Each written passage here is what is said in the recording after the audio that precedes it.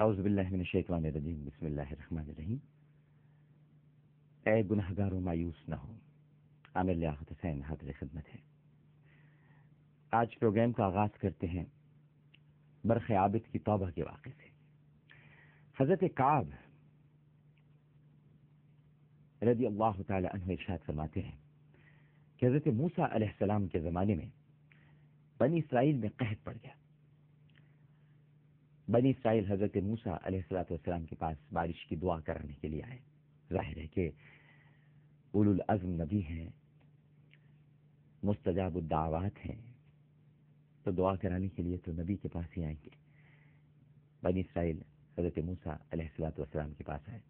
حضرت موسیٰ علیہ السلام نے ارشاد فرمایا کہ میرے ساتھ پہاڑ کی طرف نکل پڑو۔ وہ سب کے سب حضرت موسیٰ علیہ السلام کے ساتھ پہاڑ کی طرف نکل پڑے۔ جب حضرت موسیٰ علیہ السلام پہاڑ پر چڑھ گئے تو پھر آپ نے ایک اعلان کیا۔ آپ نے اعلان کیا ناظرین کرام کہ جس آدمی نے کوئی گناہ نہ کیا ہو وہ اپنے اندر اپنے تقوی کو محسوس کرے، اور جس آدمی نے کوئی گناہ کیا ہو وہ میرے پیچھے نہ آئے۔ یعنی کہنے کا مقصد حضرت موسیٰ علیہ السلام کا یہ تھا کہ میرے پیچھے پیچھے وہی آئیں جنہوں نے کوئی گناہ نہ کیا ہو اور اپنے اندر تقوی کو محسوس کرتے رہیں۔ اب اس اعلان پر آدھے سے زیادہ لوگ تو واپس چلے گئے۔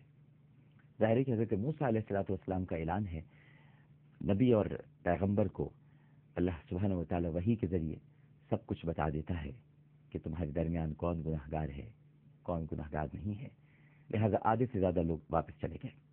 دوسری مرتبہ پھر اعلان کیا آپ نے کہ جس آدمی نے کوئی گناہ کیا ہو، یعنی گناہ نہ کیا ہو، وہ میرے پیچھے نہ آئے۔ دوبارہ اعلان سن کر ایک اندھے آدمی کے علاوہ، جسے برخ العابد کہا جاتا تھا، یہ اس کا نام تھا، یہ نابینا تھا، اس کے علاوہ سارے کے سارے واپس چلے گئے۔ اب دیکھیے آپ، اعلان کیا ہو رہا ہے، اور ایک مرتبہ نہیں بلکہ دو مرتبہ ہو رہا ہے۔ حضرت موسیٰ علیہ السلام نے برخ العابد سے فرمایا کہ تو نے میرا اعلان نہیں سنا تھا کیا؟ ابھی مکالمہ ہے۔ اس نے کہا کہ یا موسیٰ، آپ کا اعلان بالکل سنا میں نے۔ جی ہاں۔ حضرت موسیٰ علیہ السلام نے فرمایا کیا تم نے کوئی گناہ نہیں کیا؟ اس نے کہا کہ میرے خیال کے مطابق مجھ سے کوئی گناہ نہیں ہوا۔ ہاں، اب دیکھیے یہاں جملے بھی بڑے اہم ہیں۔ وقت ہمارے پاس اتنا نہیں ہوتا، ورنہ شاید ہم ایک ایک جملے پر اگر دلیل کے ساتھ گفتگو کریں، تھوڑا سا ان ڈیپتھ جائیں، تو آپ دیکھیے انداز گفتگو کیا ہے، میرے خیال کے مطابق، یعنی یہ نہیں کہ یقیناً میں نے کوئی گناہ نہیں کیا، میرے خیال کے مطابق میں نے کوئی گناہ تو نہیں کیا۔ البتہ ایک عمل ہے، اگر وہ گناہ ہے تو پھر میں واپس چلا جاؤں گا۔ حضرت موسیٰ علیہ السلام نے پوچھا کہ وہ عمل کیا ہے جس کے بارے میں تو شاکی ہے، شک کرتا ہے اس پر؟ اس نے کہا کہ ایک مرتبہ میں راستے میں جا رہا تھا، ایک حجرے کا دروازہ کھلا ہوا تھا، میں نے اس یعنی اب تو وہ نابینا ہے، تو اس نے کہا کہ جو حجرے کا دروازہ کھلا ہوا تھا تو میں نے اس سلب شدہ آنکھ سے اندر دیکھ لیا، لیکن مجھے پتہ نہ چل سکا کہ وہ مرد ہے یا عورت ہے۔ پھر میں نے اپنی آنکھ سے کہا اللہ اکبر۔ پھر میں نے اپنی آنکھ سے کہا کہ میرے اعضاء میں سے ایک تو ہی ہے جو گناہ کی طرف سبقت لے گئی، جو گناہ کی طرف راغب ہو گئی، اب تو میرے جسم کے ساتھ نہیں رہ سکتی۔ لہذا میں نے آنکھ میں انگلی ڈالی اور اسے اکھیڑ کر باہر پھینک دیا۔ یہ برخ العابد کہہ رہا ہے، اگر یہ گناہ ہے تو میں واپس چلا جاتا ہوں، اور باقی آپ ارشاد فرمائیے۔ حضرت موسیٰ علیہ السلام نے جب برخ العابد کا یہ واقعہ سنا تو ارشاد فرمایا کہ یہ گناہ نہیں ہے، لہذا اے برخ تو بارش کی دعا مانگ۔ اس نے دعا مانگی، اور دعا کے الفاظ کچھ اس طرح سے تھے کہ اے قدوس، اے قدوس، جو نعمت تیرے پاس ہے وہ ختم نہیں ہوگی اور تیرے خزانے کبھی فنا نہیں ہوں گے۔ اے قدوس، اے قدوس، تو بخل کی طرف منسوب نہیں کیا جاتا۔ یہ کیا حالت ہے کہ جس کی وجہ سے تو پہچانا نہیں جا رہا؟ ابھی ابھی ہمارے لیے بارش برسا دے، اے قدوس، اے قدوس۔ راوی کہتے ہیں کہ حضرت موسیٰ علیہ السلام اور برق کیچڑ میں لت پت ہو کر واپس آئے، یعنی اتنی بارش ہوئی۔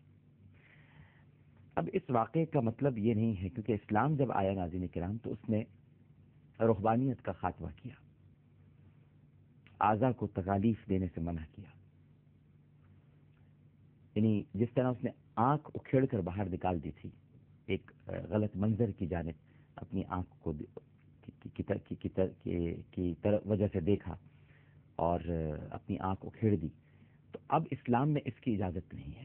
کوئی یہ واقعہ سن کر یہ سوچنے لگے کہ اگر مجھ سے کوئی غلطی ہو گئی میرے جسم کے کسی عضو سے تو میں اسے اکھاڑ کر پھینک دوں یا اسے فنا کر دوں یا اسے کاٹ دوں، ایسا نہیں ہے۔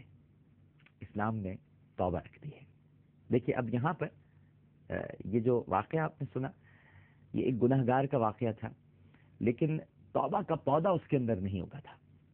حضرت موسیٰ علیہ السلام نے چونکہ اس نے اپنے اس عمل کو گناہ قرار نہیں دیا تھا بلکہ پوچھا تھا کہ کیا یہ گناہ ہے، تو پیغمبر نے یہ کہا کہ یہ گناہ نہیں ہے۔ لیکن اگر وہ شخص توبہ کر لیتا، جو کہ اللہ سبحانہ و تعالی نے ہمارے لیے قرآن پاک میں ارشاد فرما دیا، قل یا عبادی الذین اسرفوا علی انفسہم لا تقنطوا من رحمت اللہ، اے میرے بندوں، کہہ دیجئے اے میرے بندوں، تم نے جو اپنی جانوں پر اپنے نفسوں پر ظلم کیا ہے، میری رحمت سے مایوس مت ہو۔ توبہ انسان کو ناظرین کرام اجلا کر دیتی ہے، توانا کر دیتی ہے، ایک نئی روشنی میں لا کھڑا کرتی ہے۔ برق العابد کی دعا سے بارش تو ہو گئی، لیکن آنکھ اکھیڑنا مسئلے کا حل نہیں تھا۔ مسئلے کا حل صرف یہ تھا کہ وہ اپنے گناہ پر نادم ہوتا، شرمندہ ہوتا اور توبہ کرتا۔ ایک چھوٹا سا وقفہ لیتے ہیں، وقفے کے بعد گفتگو کے سلسلے کو جاری رکھیں گے۔ ہمیں یقین ہے کہ آپ سب لوگ ہمارے ساتھ ہی رہیں گے۔